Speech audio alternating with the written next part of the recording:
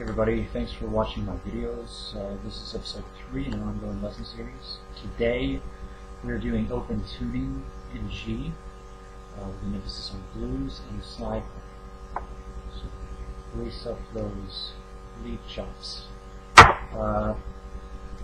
Probably the best way of teaching this is to continue from the last lesson, which is a broad blues overview. So we'll start with learning some basic chords in the open G tuning key. First off, you need to know what the tuning is, which is D, D, D, G, B. And most players do the D, which allows you to have a complete bar across for a chord. But I like to use E instead, which is what is in the standard tuning. I like that because it's what I'm used to doing. I know where the notes are up here. If I'm tuning that string down a whole step, it kind of throws everything off me. It's better to just simplify whenever you possibly can. I don't find it to be a hang-up or to prevent me from playing with any kind of style. I think it opens up different doorways.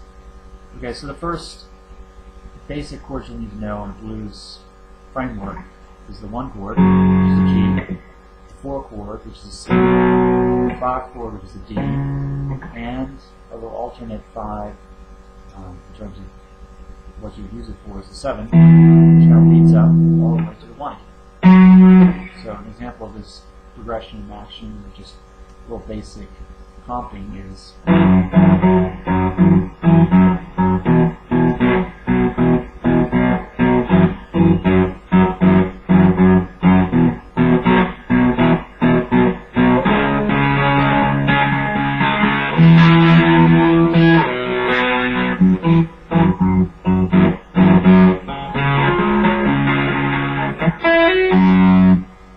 real nice and smooth, fairly easy because they're all straightforward bars pretty much, which you can play just the first 3 strings starting on the G. So for the 1, for the C chord, which is the 4, 5, and 7. I also played the bar up to the B string as well. That sounds fun.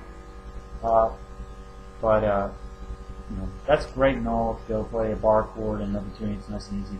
The real purpose of it is to have the open strings available, so you can hammer on and pull off on a string. It's all in key, and it flows fairly well with the standard blues chords. So, for instance, playing a G. And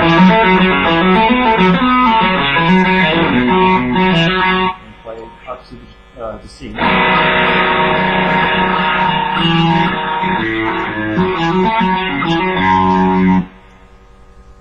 That's nice. It adds liquidity to it. Makes it smoother, in my opinion.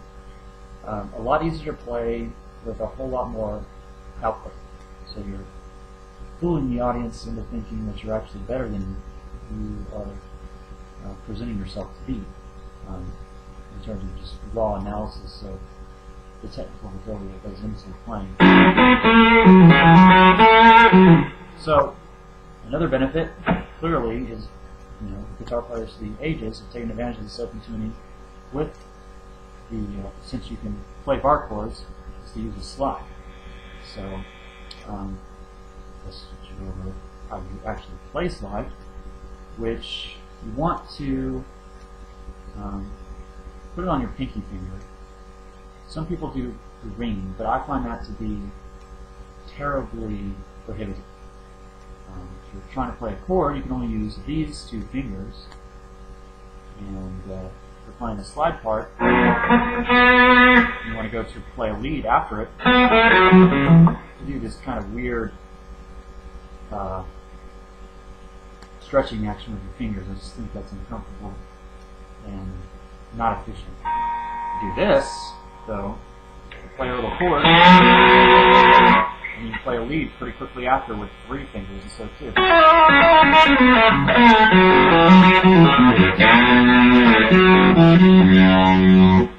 That goes in the next segment, which is intonating the slide. It needs to go right up next to a fret. So we're doing it here on 5. So going right up next to where the fret is at the top. And you slide into it. Do a little vibrato. You got to have vibrato. That's what sets you apart from just the purely novice slide player.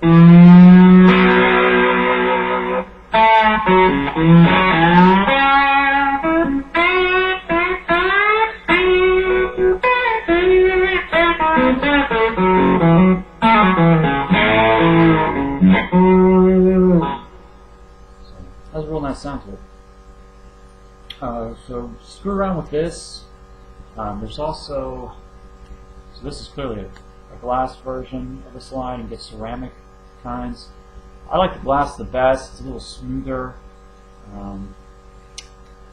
Tends to increase the resonance of what you're playing, the sustain.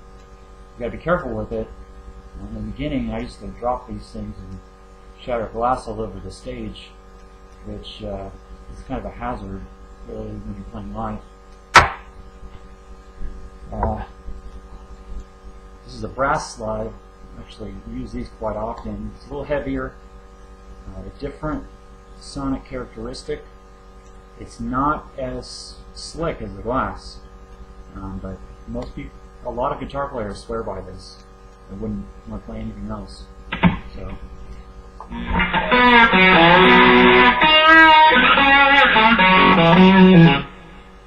So in my ears, it sounds a little thinner than glass. I think this has the best tone, and this might be a little more practical to use in a live setting. The last thing with open tuning we covered a little bit earlier is the ability to hammer on and off from the open strings. I'll show you a little cool trick that I play quite often, just to kind of ease into certain sections that need to fill, which is playing this like just basically pulling on and off on a chord string, which is the D string, and then on and off on a third string or a third fret and fifth fret. So here's on the fourth, and a third. If you kind of mix up the rhythms and the order at which you play the notes, you can go down.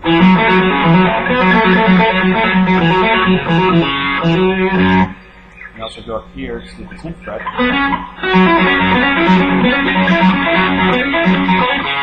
Into the 3rd fret.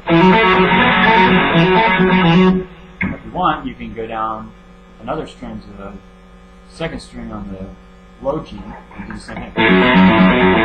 Maybe mix it around.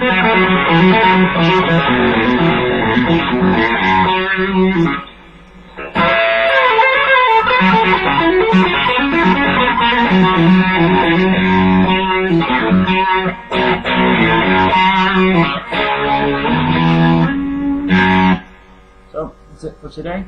Thanks for watching.